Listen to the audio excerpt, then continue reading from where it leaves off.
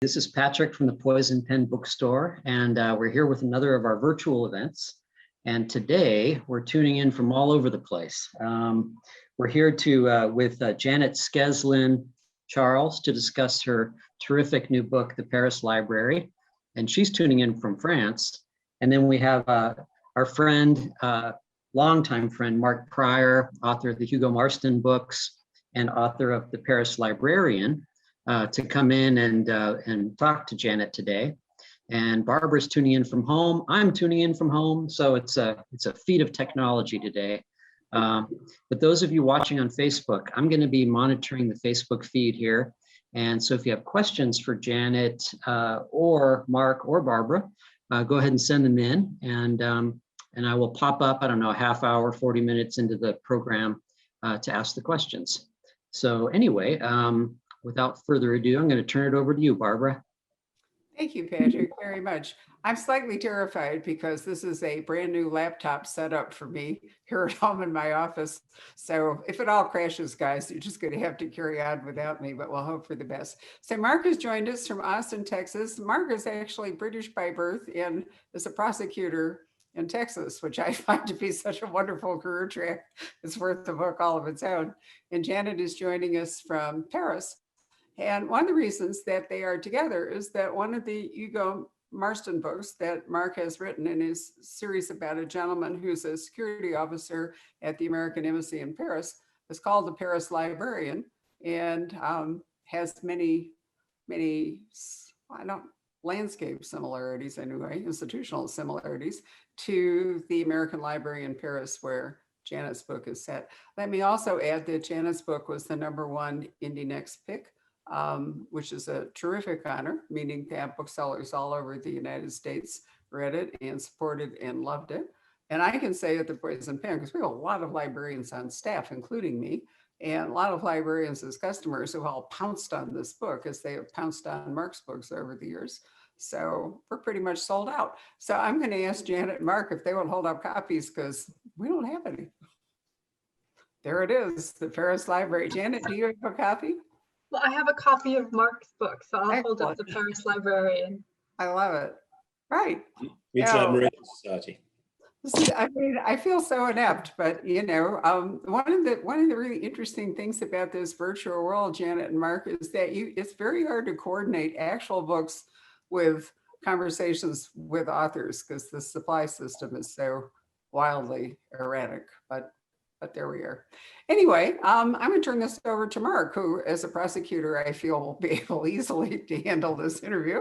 And one thing I am going to ask Mark about later in the program is whether he can reveal some exciting news, which I know, about his future publishing plans. But let's talk about Janet, since this is her event. Mark, over to you. Yes, just to reiterate what Bob was saying, fantastic. I loved the book. Janet, really enjoyed it. Helps being in Paris, of course. The first question I always ask, because I'm always curious where authors come up with their ideas, where did the idea for this book come from? Well, I probably started thinking about this book when I was 10 years old because I grew up next door to a war bride, and she was from Normandy, and she had left behind her friends, her family, her country, and even her language. So from a very young age, I knew how brave she was, and I was in awe of her. I loved hearing her speak French and trying to speak French. And she was really really just the one who gave me the desire to go to France. She was really an inspiration to come to France. So there's half the book right there. I knew someday I would be writing about a war bride. And then in 2010, I got a job at the American Library in Paris. Wow. So half of the book is set in Montana, and the main character there is Lily, who's a young girl who's kind of infatuated with her neighbor who's the war bride. So I hadn't realized that you're basically Lily. Well, I think a lot of Lily's feelings are mine, that longing to get out, or that feeling of being restricted somehow when everyone knows your business or everyone knows your family. And so it just, I remember longing to be anonymous, or maybe going to a bigger school and having more options. In high school, which is 4 years, I had 2 years of French, and that's what we were offered. And I had a cousin who, went to a bigger school with Spanish and German. And so I felt at the time that I was maybe somehow being restricted. And now I know how lucky I was. I was very, very, very lucky to grow up where I did and when I did. Yeah. So a lot of the book is actually based on real places, real people, real things. And I always think that's quite brave, because when I write fiction, I just essentially make everything up. So I'm sort of curious. You write about murders, so I hope you make everything up. I think Barbara and I would be very concerned if you didn't.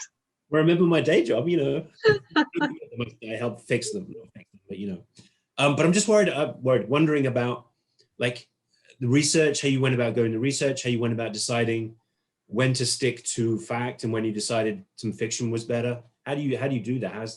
What is that process like? Well, one of the early pieces that I read came from the American Library Association archives in right outside of Chicago, Illinois. And on their website, they had a link to the 15-page confidential report written by Dorothy Reeder right after she returned from Paris, and wrote just these pages about what life had been before and during the occupation. And so I just got chills when I read her words, and I knew it was a novel and I wanted to write it. And I was concerned because I wasn't sure how much information was out there. I didn't do any really of the research at the American Library in Paris. I worked there, but I didn't research there. A lot of my research came from other libraries. I wrote to a library in Idaho, in Rhode Island, the Library of Congress, and public libraries. So I was chasing down these people, these real life librarians, to find out what they did during the war, what they did after the war. I used the white pages. I just cold called people with the last name Nechayev. One of my characters' name is Nechayev, and that's how I found Boris's two children. There was one person named Frickert in the who's not in the book, but who worked at the library. I called and ended up talking to her nephews. So I just dug around an awful lot. So how long did it take you to do all that and then write the book? Is this like a year once you start? I kept researching even after the book was finished, because I was so curious about the characters. I had a mother-daughter librarian team. Evangeline and Olivia Turnbull were Canadians, and they were mother-daughters, but their last name was Turnbull, and so they were very difficult to find. I had characters named Fickweiler and Ustinov, and they were a lot easier to find than those darn Turnbulls. So I eventually found out that Evangeline Turnbull had married a young Canadian in 1915, right before he shipped off to war in France, and he died in France during World War I. And then his wife, Evangeline, and his daughter, Olivia, ended up working at the American Library in Paris. So these three family members were serving during World Wars in France. So with every single person in my research, you just want to know everything about them, because they're just so incredible. Is there another book about that? There's so many interesting characters, right? You could do a whole other book about them. Well, someone actually is writing a nonfiction book about the library, so I'll leave it up to her. Oh, well, that'll be useful. When did you last make it to the library?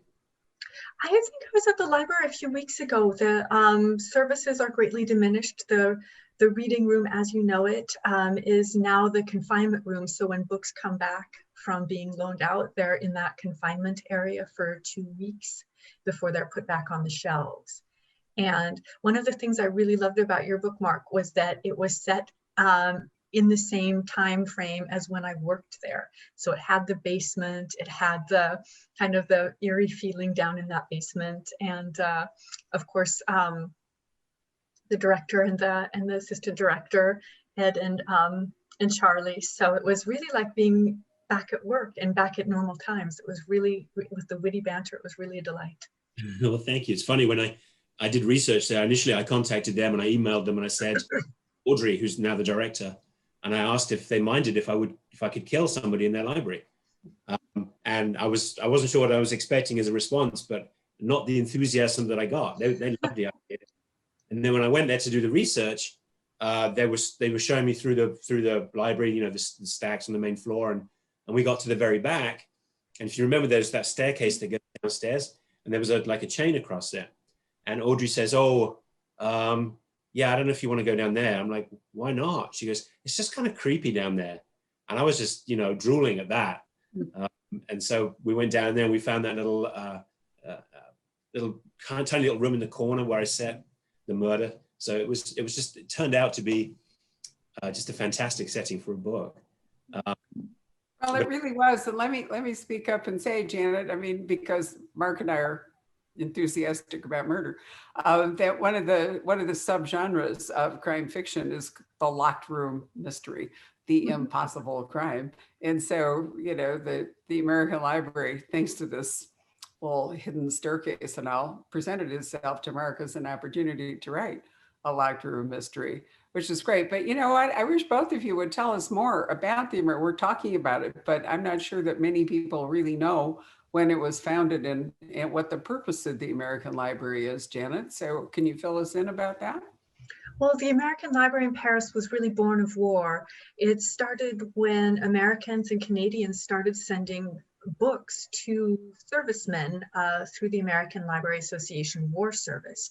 And so 2 million books and magazines were sent to servicemen in France, and they went mainly to canteens and to military libraries and to hospitals. And then when the war was over, these books were left over in France, and they were placed in what they called the Paris Depot, the Paris Library. At the time, the Paris Library was just basically a depot for these books, and people in Paris wanted a more permanent library. And so Charles Seeger, who was the father of Alan Seeger, who many of us know for having written the poem, I Have a Rendezvous with Death, one of John F. Kennedy's favorites. His father, Alan Seeger, died during World War I. And so Charles Seeger, his father, wanted to build a living memorial to his son. And so with the royalty money from the collection of poetry that Alan Seeger wrote, the library was born. And so that's the beginning of the library. It celebrated its centennial in 2020. So it's more like the American Expeditionary Force to the Great War. Is that what really prompted this flood of books? It's true. Alan Seeger joined the war, I think, in 1916 before America joined the war. And so, but the American Library Association War Service did start in 1917 when the United States officially joined the war. Okay. Very interested to hear that for the last, 4 or 5 years, they've been doing renovations. Mm-hmm.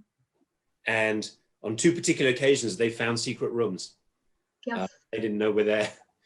Now, Audrey wrote to me, let me know. Sadly, there were no mummified corpses or bloody daggers or anything found in the rooms, but I don't know, it just kind of perpetuated the fun and mysterious aura that our library sort of delivered to me the first time I was there. Exactly. Yeah. So I'm curious about your writing process. I mean, you're in Paris. Can you go to cafes to write right now, or are you stuck at home? Well, cafes and restaurants have been closed for quite a while now. There is takeout at some places.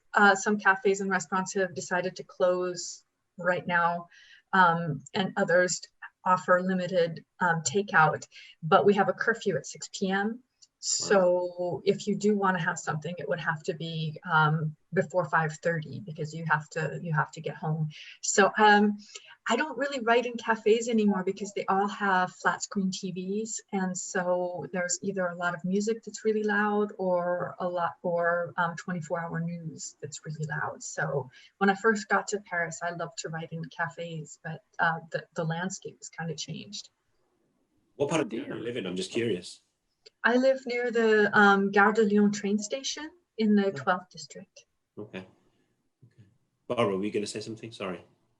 No, I was just thinking about, like the Les Deux Magots and so forth, and the whole thought of all this great conversation going on in cafes and people getting together to talk about literature and all. If it's all now been blasted by, large scale TV and rock music and sports coverage and all, that's a really depressing thought.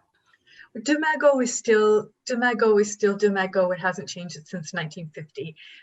It's still really noisy because there's so many people there. It's not a quiet cafe, but it really is. I mean, I think just like it would be if Simone de Beauvoir walked in, I think she would find herself at home still. She might be a little shocked at the price of a cup of coffee now, though. Maybe. Right.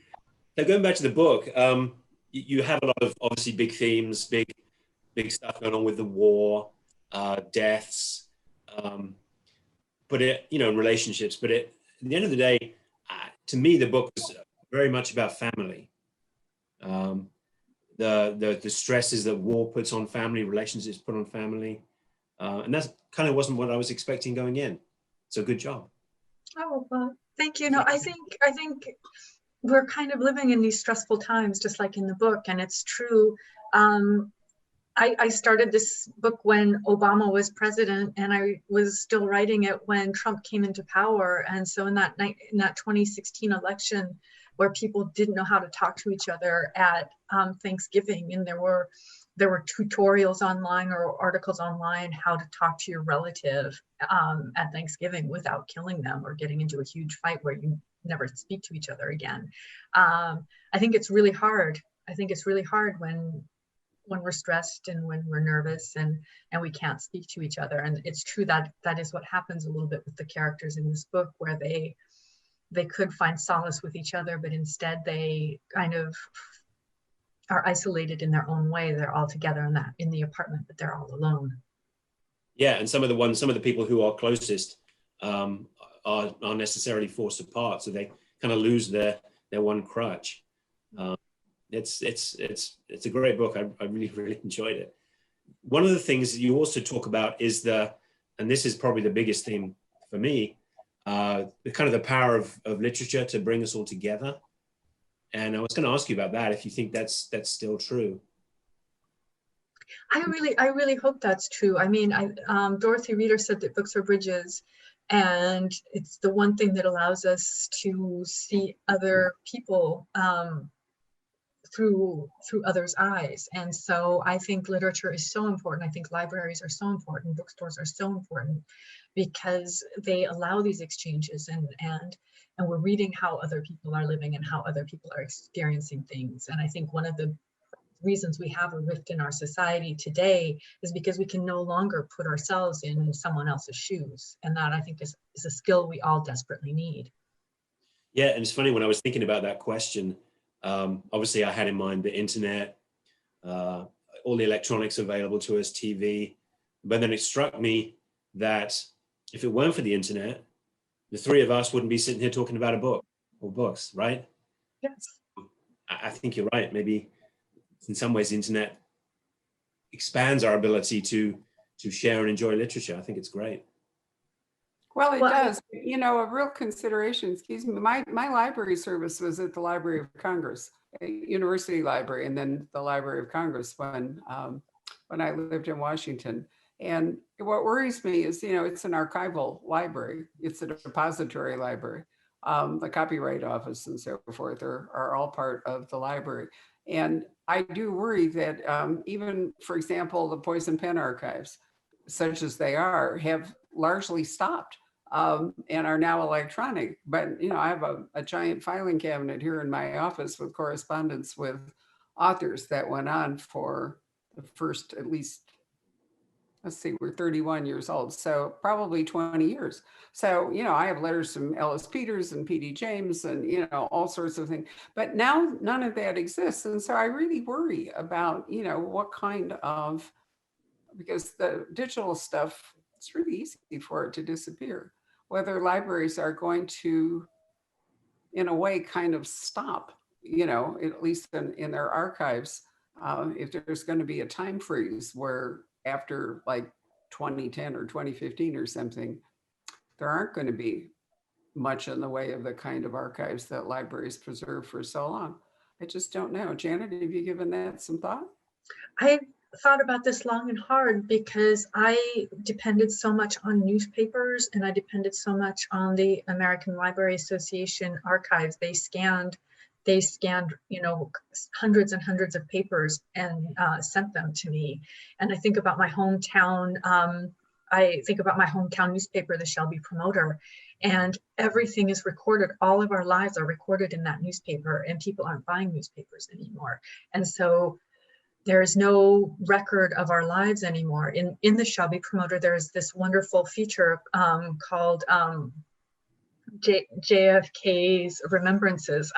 JFK is it's John Kavanaugh was the owner of the newspaper, and so he has things from 50 years ago, 30 years ago, and 10 years ago, and it's just really wonderful to see. And so I do worry that there's not the documentation, and so I wonder what writers will be doing in the future when they want to know what small town life was like, or what what rodeo was like, or who corresponded, or what kind of letters to the editor. I really worry about that. Yeah. Any thoughts from you, Mark? Yeah, no, I agree. It's having come from a little village, having been a small town newspaper reporter, and seen papers around me close and staff get let go. It's a worry. It's a worry, but I look on the bright side maybe and think that conversations like this, that would have basically been held one time and disappeared, are now being recorded and saved. And if you want to hear any of your favorite authors speak, there hopefully will be a way to do that now, to go to either a bookstore's website or Library of Congress. I don't know, maybe they'll start collecting these interviews. So maybe it's sort of a function of one thing replacing another.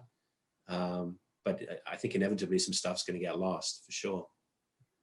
Well, I think you're right. I mean, some things will be lost and some things will be found, or, it's just different. I mean, it is miraculous that we're sitting here in Scottsdale, Austin, Texas, and Paris, France, and having this conversation. And, I often think how lucky we are that this Zoom technology arrived just when we needed it. Sounds very deep state to me. I don't know. Right. So why don't we talk about Montana, Mark? I think it's interesting that the book goes from Paris to Montana, which is not necessarily a logical progression. Yeah, I mean, that was one of the things I was thinking about asking you, because it sort of brings a nice balance to the book where you have big city wartime Paris, and then sleepy small town Montana. What was that an intentional contrast for you? Yes, absolutely. Like I said, growing up with the neighbor who was from France and who went from a bustling city like Rouen and then ended up in a very small town like Shelby, Montana, where I'm from. I really wanted to write about that. And I guess I'm interested as in journeys as a writer. And my first book was about email order brides. This book is in part about a war bride. And so the clash of cultures, not just between European and American people, but also big cities and small towns and expectations versus realities. I'm interested in all of those things. I have a neighbor in Shelby whose family is from Freud. And I love the word Freud because, as you know, it means cold in French, froid. And so I really like the idea of Odile ending up, this Parisian ending up in a town that's actually a French word. I like that. I like that. You mentioned earlier that the book was essentially conceived when you were 10. So that sort of maybe partly answers one of my questions, which was, being a writer, is that all you ever wanted to do? Yes. I got a teaching degree and I love teaching. When I go teach, I miss writing. And then when I'm writing, I miss my students. So it's really nice to have those two worlds. And I really enjoy working with young people because they make me feel optimistic. And they say such funny, interesting things. So, but I've always been a writer. Even when I was 12, I was a writer. Maybe now I'm an author. Yeah. And traveler too, I understand. Like, Yes, I always wanted to travel. I just always did. But, you know, Yeah. we lived in where I'm from, Shelby, Montana. The closest bookstore was 90 miles away. And it was a B. Dalton in the mall, and just going there, I just remember the thrill of seeing the window display. At the time, books were 2 for $5, and I just like the best gift in the world to me was $5, so I could go pick out 2 books. So even the bookstore was a journey for us because it was 90 miles away. did you have a library in your town? We did, yes, we did. And you spent much time there?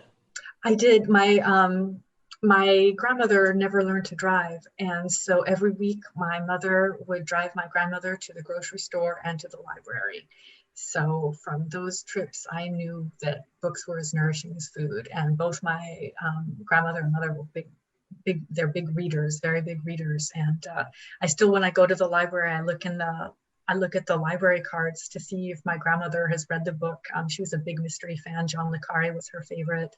And I look in them and see if she's, I guess that's what I like to do, is see the signature on the library card. And if she read it, I check it out.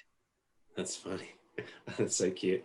So we touched on this a little bit earlier about the idea of you taking something real and fictionalizing it. That is a word, right? Fictionalize. Mm-hmm. It looks funny on my piece of paper. But I just wondered, do you feel like you have to be careful or respectful, or when you're particularly when talking about actual people who were alive? It took me years to be able to put words in Dorothy Reeder's mouth. Dorothy Reeder is the director of the library, for people who haven't read my book yet. And she was a real life librarian. She worked at the Library of Congress, and she went to Paris when she was alone. She went to Paris on her own in 1929. She started in the periodical section of the American Library in Paris and worked her way up to the role of directress in 1936. And in the summer of 1939, the US ambassador wrote to all Americans in France and told them to go home. And she and her staff remained at the library. And so I just have such respect for her. She was the one she and her staff hand-delivered books to Jewish readers. She was so brave, and she stood up to the Nazi library protector. So it was very hard for me to put words in her mouth. I just was so afraid of making a mistake that the character was wooden for a very long time. Oh, because your respect for that character comes, I mean, it's really evident in the book, and certainly not wooden. So yeah, good job. Thank you. The other thing, you know, when you think about the seriousness of war and the privations that people were going through, I hadn't really realized how important books were to people back then. I mean, Yes, there was a French publishing house that popped up during the war, and it was called Midnight Editions, Édition de Minuit, because it was a clandestine operation. And so that's how the book The Silence of the Sea was first published, where a German soldier is billeted at a French family's house, and they just never say a word to him. It's kind of their way of resisting. So this is one of the books that was published during the war. Yes, books were still being published, but of course, openly, like Simone de Beauvoir was published during the war as an example, and then others were not, like Irene Neramovsky. I'm not sure if I'm pronouncing that right. But yes, the library was really vital at that time. And as I say in the book, the Nazis arrived June 14th, 1940, and on day 3, they were already in the Polish library, which sits in the shadow of Notre Dame, and they stole the archives, they stole the books. The same with the Russian library, the same with the Ukrainian library. They even abducted the Ukrainian librarian. They had him catalog his own collection, and then they killed him. So it was a very dangerous time, and books were really important to people, and they were also seen as dangerous. yeah, I mean, how did the library actually fare in reality during the war? Pardon? How did the library fare throughout the war? Well, the Nazi library protector, when the Nazis arrived in Paris, the library was inspected by the Bibliothekschutz, the Nazi library protector. And when he arrived, the directress, Dorothy Reeder, did not recognize him. but they did know each other. And of course, he recognized her right away, but she wasn't wearing a Nazi uniform. I think she was probably just looking at the regalia, not the man. They had been friendly at international library conferences, and now they found themselves on the opposite side of the war. And so he gave many compliments on the library. He congratulated her on having become the directress, but then he said certain people may not enter, meaning Jewish people. And so she had to make the choice to deliver books to the readers and to keep them as a part of the fabric of the library community. Yeah, it's amazing the forms that resistance took back then that, you know, I wouldn't even have thought about. You know, delivering books could have some of these people killed, right? Well, it was very dangerous because the rules and the laws were changing every day. They had to go through these barricades. They had to show their papers. They had to explain where they were going, why they were going out of their way. And the library burned all of the records of its members because they were constantly being visited by the Gestapo. They were often being inspected by Dr. Fuchs. In fact, Dr. Fuchs, the library protector, warned the library at one point that the Gestapo was spying on them. So it was a dangerous time. Not only that, there was a library member who was impatient and didn't want to wait in line to check out a book. And when Boris told her to wait in line, the head librarian told her to wait in line, she threatened to denounce the library. So people were short-tempered and you didn't know who you could trust. It was a very challenging time. Yeah, that's one of the really interesting subplots of the book is how people were denouncing each other and not paying regard to the truth when they were doing it. Mark, you know, in your books, and I'm thinking about Cara Black, you know, her most recent standalone, but then her first book, Murder in the Marais. Paris, France and Paris were both, there were so many divided loyalties. There were so many opportunists as well as patriots. It was such a multicultural city. You know, you've pointed out there was a Polish library, Russian library, American library, whole bit. You know, it was just a fascinating city under the occupation. I remember a conference I went to, I think it was the International Thriller Writers, Mark, and Ken Follett was the guest of honor. So I went all the way to New York so I could, you know, listen to Ken Follett because I'm a great admirer of his. And somebody asked him once about why there were so many books about World War II and how so many amazing stories, heroic stories about things you never even thought of as, you know, resistance or anything. And anyway, he said, and I believe this to be true, that's the only war in history in which there was clearly a right and a wrong side. And we see that today. But if you were in Paris during the time, I don't think it was so clear that, you know, there were rights and wrongs. And France has many examples of people and communities who either played both ends against the middle or, you know, had divided loyalties.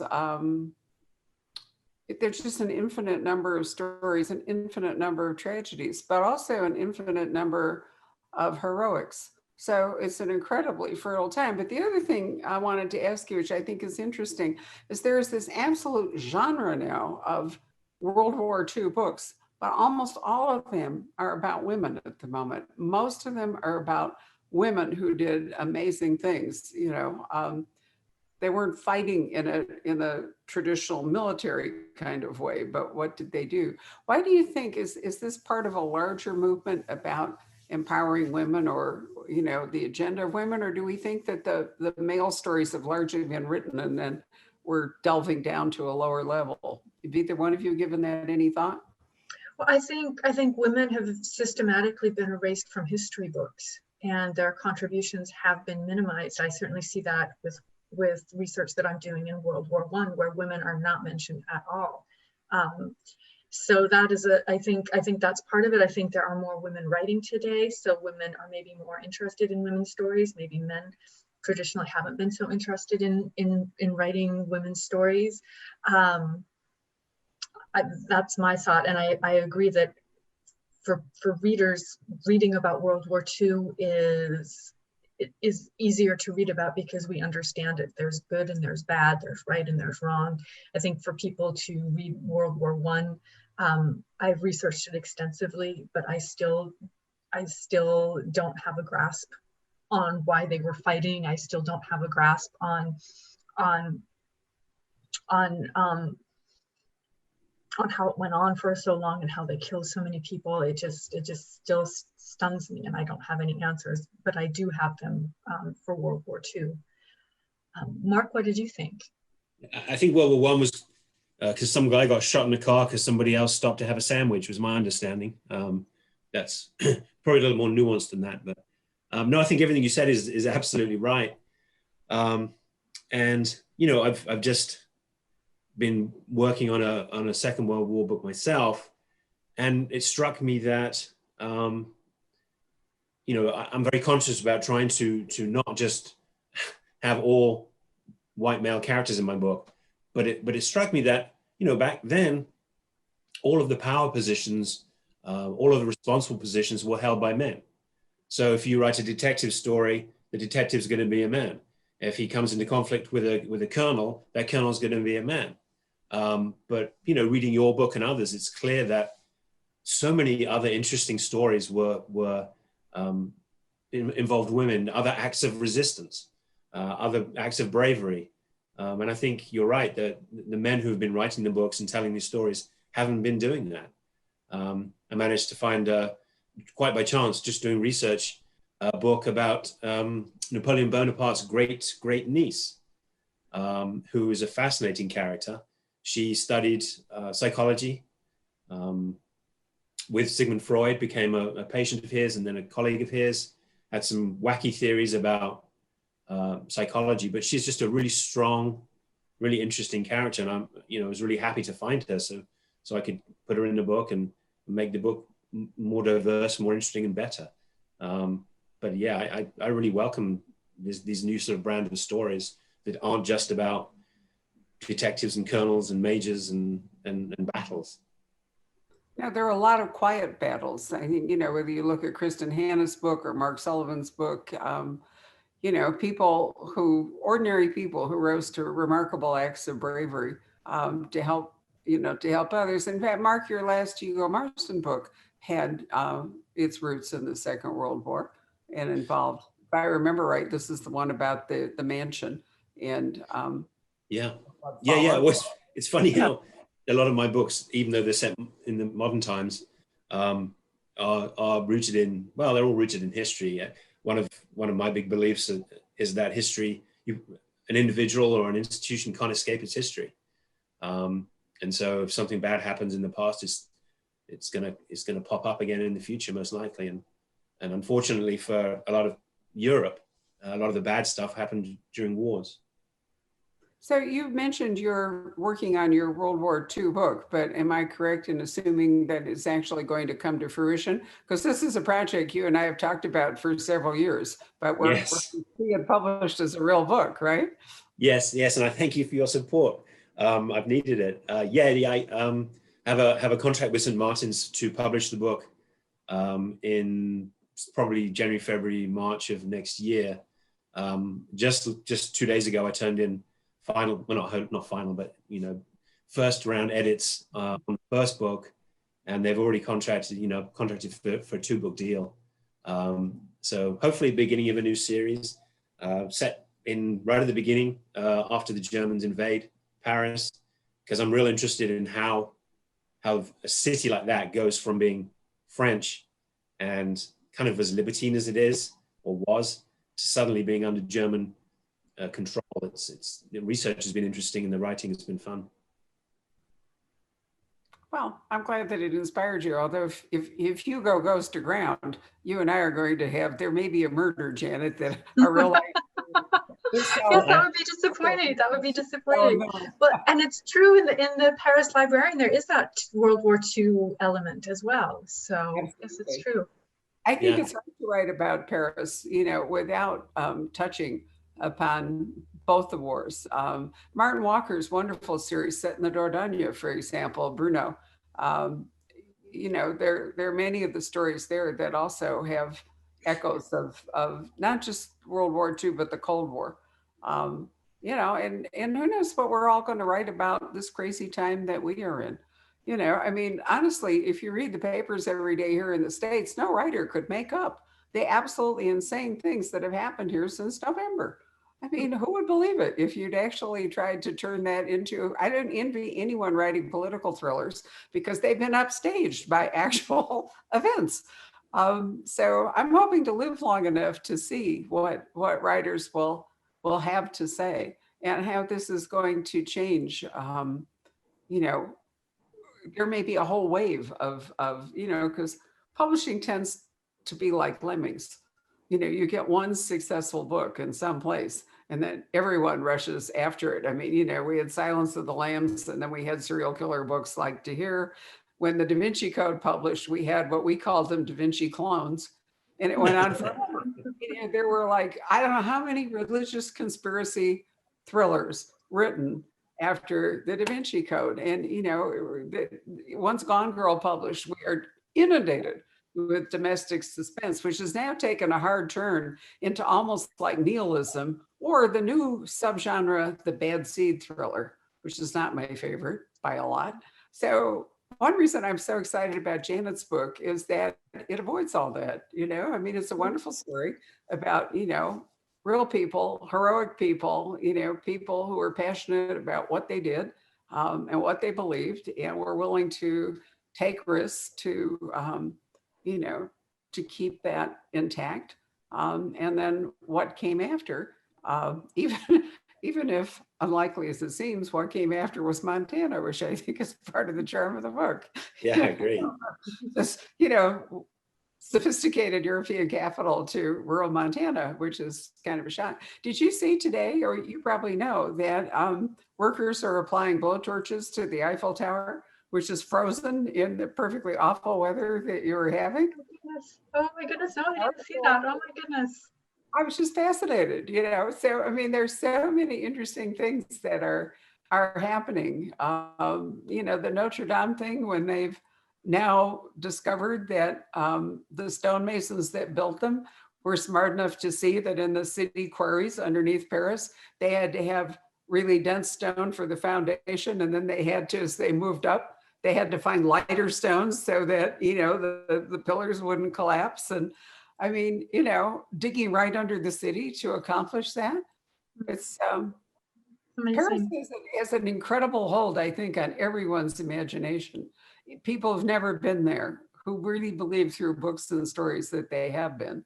You know, how can you resist? Right, Mark, what drew you to write? I mean, you're already so unlikely, as I pointed out, you know, your life course from England to Austin, Texas. Why Paris? You could have been writing about Austin. That's just another spoke in the wheel, isn't it? No, the honest truth is that, well, as you know, my mother has a house in the south of France. And, you know, we as a child, I would go there every year traveling through France. So I've always loved the country. But the reality is, I wrote 3 books that were set in America that nothing happened with. And then I had the idea for the bookseller while I was in Paris. And then it made sense, you know, that became a series. So of course the subsequent books have to be there. And then, you know, now I look at my friends who set their books in East Texas or, you know, the countryside of state of New York. And yeah, of course I set them in Paris. I get to go there every year. Have to go there every year now to research. So Got it. It was partly. Well, Patrick, you're lurking there behind your black screen. Why don't you pop back in and let us know if there are any comments or questions from fans? I'm lurking back in. This has been a fascinating discussion. You know, I'm really fortunate in that my wife and I were able to go to Paris over Christmas a year ago. So right before everything was breaking out, and I'm really glad we were able to do that. And, you know, going to the Shakespeare and Company, the bookstore, and, you know, reading a little bit about, you know, about that lore and how, you know, how Sylvia Beach dealt with the occupation. And there's just so, you know, going to the book stalls, you know, and seeing all that, which is great. And just the thought that what you're both talking about, that writing and the act of writing in books are subversive by their nature, especially with World War II, and to Barbara's point about all these shifty alliances, and I find that fascinating. And also, we read a book, one of Simenon's non-McGray novels called Dirty Snow, which I think is just a masterpiece. And it's all about that, and the effect on those alliances generations later. Today even. Have you both found that to be true in some of your research? I think it is interesting. I mean, how we grow up and we grow up thinking certain things are normal, and then we get out into the world and we think, whoa, that is not normal at all. And I mean, I think in France, with these big French families, a lot of times there's a certain silence. There have been a lot of memoirs written by middle-aged women here who have finally broken the silence and talked about the dysfunction in these big families, and these men who have had these huge careers and such big effect, who are running universities and shaping minds, and yet are wreaking havoc, absolute havoc. So it is interesting to see. That's just maybe on a more personal family level, but it does reach into all spheres of society, because a lot of the people are movers and shakers and responsible for young minds or are in government. These are former collaborators, you're saying? They're former, yes. Right. But there's a certain tragedy in that too, because talking about Ken Follett and what he said about it was perhaps the only war that had a definite good side and a definite bad side.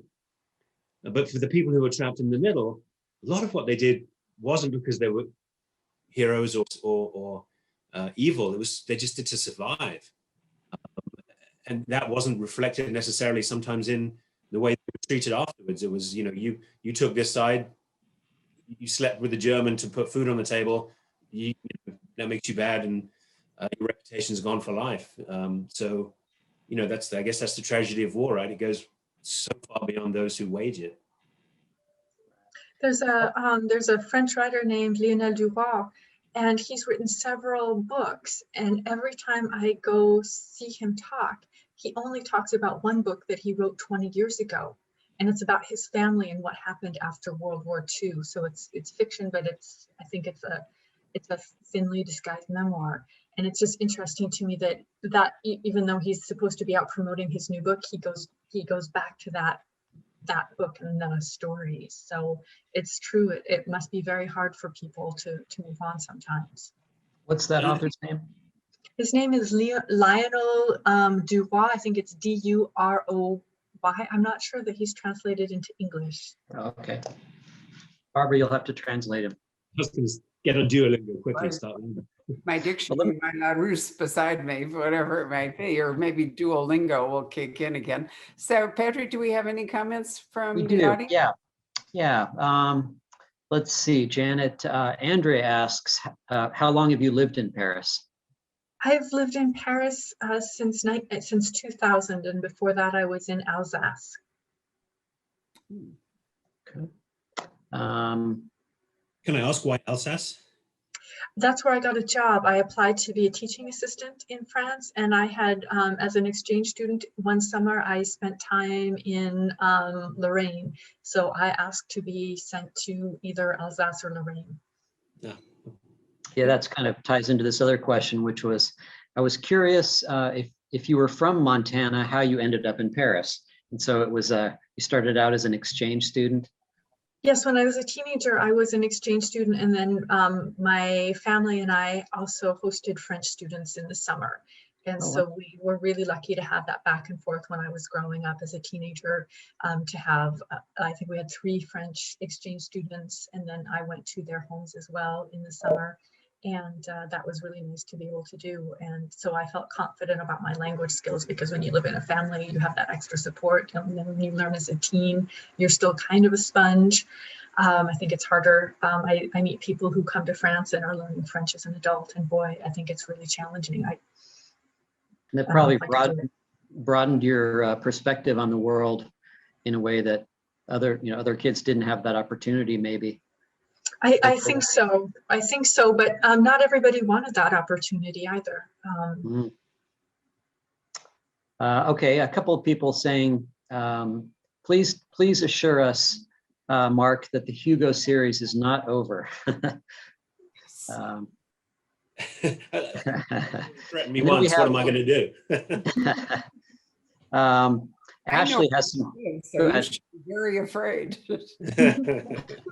Ashley has some good comments, and several other people have weighed in, just giving their support to your comments about women and how they've been systematically erased from history. And then Ashley goes on to say, women are far more interesting than men, in my opinion. It's hard to argue with that, Ashley. I would have to agree too. Yeah, I agree with that for sure. Yeah, but let's be fair. They were different battles. I think it's important to remember that women actually in the military, Jeanne d'Arc aside and whatever, were really not that common. And, so men's experience of war is inherently different. Today, it's not, because women serve in combat. And, it's a much different thing, but that wasn't true in either the Great War or But during World War I, British women did want to serve, and they did want to go to the front. And the English military leaders wrote letters to those women saying, "Go home, young lady, go home," or "Go sit at home." They did actually go and serve as drivers. They were ambulance drivers. They were nurses. They weren't, they weren't actual. They weren't in the trenches. No, they weren't in the trenches, but many of them were there. Many of them wanted to be there. And I think until recently, no one really thought about it or knew about it. Good point. Right. Yeah, kind of to that point, Rachel makes the comment. She says, unfortunately, the history of World War II and other important events are being diluted and even deleted from our history today. And we will potentially have generations who are clueless as to significant historical events. History is being rewritten. Scary stuff. There's probably some truth in that, Certainly. Did you read about the Senate in Pennsylvania who maintains that the riots in the Capitol were a hoax? I mean, this is like people saying, that there was no moon landing or 9/11 didn't really happen or whatever. It's difficult to deal with that kind of falsehood. And, you wonder if historians generations from now will be able to tell which was true and which wasn't. I mean, it's the whole Richard III story in a way. Was he really the Richard III of Shakespeare? Was he Crookback Dick or Hunchback Dick or whatever? Or was he the Josephine Tay Richard III? And, there's no way to tell anymore. There just isn't. So who knows what events today will look like hundreds of years from now, and whether there will be any evidence to support either side of the argument. Well, I think the Capitol riots are very odd in that when I saw the first maybe 3 days, what they showed was the guy who looked like a drunken college mascot with the horns. And that was or embarrassment, yes. And so, well, we had guys from Montana too. So we had our fair share of people who were caught up in the spur of the moment and yet got on a plane. I don't know how spur of the moment that is when you're flying over the country.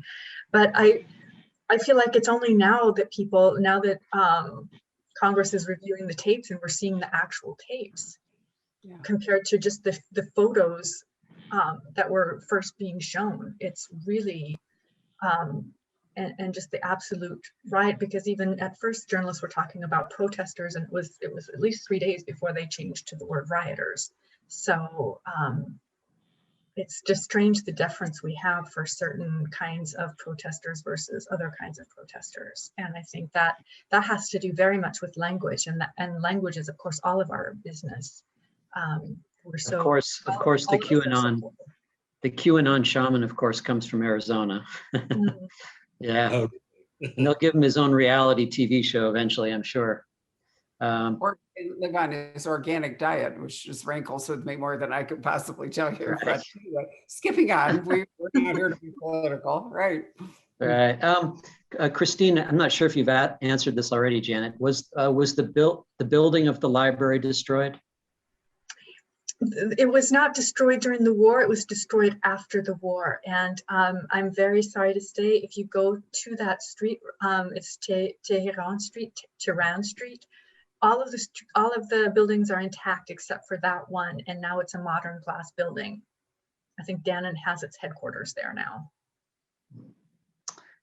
Okay, Susan has a good question.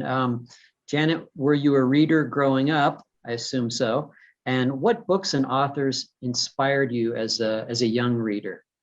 Well, I read everything as a child and a teen, and now I realize what a luxury that was. My parents never really censored what I read. You know, I could pick up a classic, or I could pick up Sweet Valley High series and enjoy them equally. And I say I was lucky because I've taught in French junior high, high school, and university level. And all the kids tell me that, for example, when they wanted to read Harry Potter, a lot of their parents said, that's not a real book, pick a real book.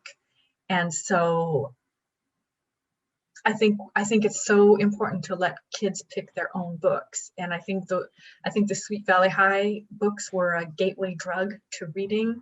And I just, I wanted the new book every one that came out. I probably read at least 20 in the series, and it just kept me going back to the bookstore and back to the library and back for more books. And so yes, I was a big reader, and I'm very lucky that I had the choice of books.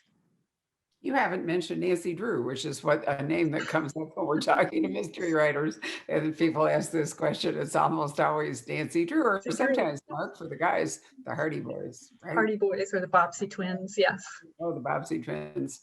My mother had a collection of the Motor Girls, and they were published in the 20s. And one of my all-time favorite lines, which I've always remembered, which I have quoted before: "Scorching along at 22, they blew a shoe." Which I think is just, not only does it rhyme, it's wonderful, but, the terminology, think about it, blew a shoe, basically a tire, went up, and scorching along at 22 is such a great phrase, and when, we don't even think of that as being in motion today. So books are wonderful. Sounds like Dr. Seuss. Right. Other question, I guess, is you both touched on it a little bit, but can you talk about what you're working on next? Yeah, well, I'm going to speak now because I know somebody in the room who doesn't like talking about that. Yeah, I'm basically working on the edits for that for the first in the new series. It's called Die Around Sundown. And then I have to turn in an outline for the second book sometime in May. So I will be getting to that. And apparently now I have to work on a new Hugo as well. So I'm going to be busy. Next question. Way too good a character to let him lapse. Some series, Mark, really do come to the end, sometimes before the author is willing to let the characters go. But Hugo has lots of roads still to travel. You have not let him become stale. Thank you. And I love all the different aspects of not just Paris, but France. One of my favorite Hugos, you go down to a chateau, and you go back into revolutionary France history. So, there's so much territory that Hugo can explore. Janet, what about you? You've talked a bit, but probably too soon to ask you what you're doing. It's too soon, yes, thank you. How scary is it to be thinking about a new book when you've had such a remarkable success with this book? Does the shadow that this book casts, is that going to be a little bit unnerving? I'll just say that it is day 3 since my book has been published, so it's too soon to talk about any kind of results. But I think my first book was published in 2009, and it was an uphill battle to get this one published. No one wanted it. I had 75 query letters out to agents over the years. So you just never know. You just never know. So What do you it's been say a to battle. what do you say to aspiring writers? I'm sure we have some that are going to be watching this. I say that the only writers who don't get published are the ones who give up. You just have to keep at it, and it is a tough business. It is writing. I write for pleasure. I write for fun, but that's my diary. I'm also writing for publication. So those things are two different things. Sometimes they can come together, and in my case, they did. I loved the subject. I found a subject I was interested in. I found a subject I thought other people might be interested in, but it can take a long time, and there can be a lot of rejection. Yeah, I would echo that. I mean, that's the one thing I always tell people. I always mention the 3 books that I had, wrote three entire novels that basically were trashed, hundreds of rejections from agents. But I kept going. And I think sometimes these days there's a temptation to send out half a dozen, letters to agents, and when you're rejected, say, well, screw it, I'm just going to self-publish. I've seen that, and my advice to anybody who, wants to see their book on a bookshelf is just be persistent. Just keep working at it. Well, my question to you, Janet, was somewhat irrelevant then, because you're battle hardened. So maybe it's really first book, easy success, not easy, but just success. That would make it more difficult to follow up. But, you've already been through a process. So probably you'll keep your feet on the ground and carry on. Anything else there, Patrick? Just a couple of shout outs to Sweet Valley High and the Bobbsey twins. Or the Yeah, Chalet School girls. If this were a British audience, we'd be talking about the Chalet School girls. maybe one last one here. Tim says, having made my home in Paris for many years and patronized the American Library off and on, I look forward to reading your book, Janet, to help fill in the missing pieces of my overall Paris experience. When did the American Library Writers Series begin, and who are some of those early writers? Well, the library from its very earliest days had a writing series. And so they had great French and American and English authors from the beginning. Ernest Hemingway wrote for the library newsletter, so did Gertrude Stein.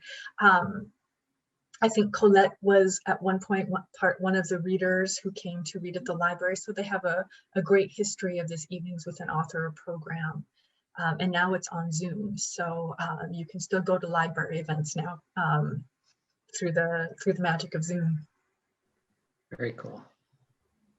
Well, it sounds like we should say merci mille fois for joining us today. It's been a wonderful conversation. Mark, lovely to see you. And Janet, it's such a pleasure to meet you. Oh, it was such a pleasure to meet you, Barbara and Patrick. Thank you so much.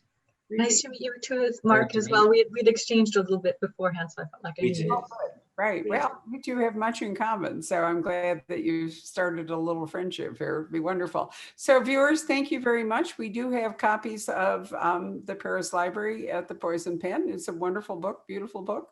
And I encourage you to buy one to express your enthusiasm and support Janet. Not to mention that we always have Hugo Marston at the Poison Pen for sure. And whenever it shows up, we're going to have Mark's new series. And hopefully by then, Mark, you'll be able to come see us as you generally do. I hope so much, Bob. I really miss that. I know, me too. Dinner afterwards, and it is a feature of life at the Poison Pen. So yes, perhaps you'll be able to come and visit us with a next book, and we'll get to do that. So thank you, everybody. Enjoy the rest of your day. Bye. Thank you. Bye-bye. Bye.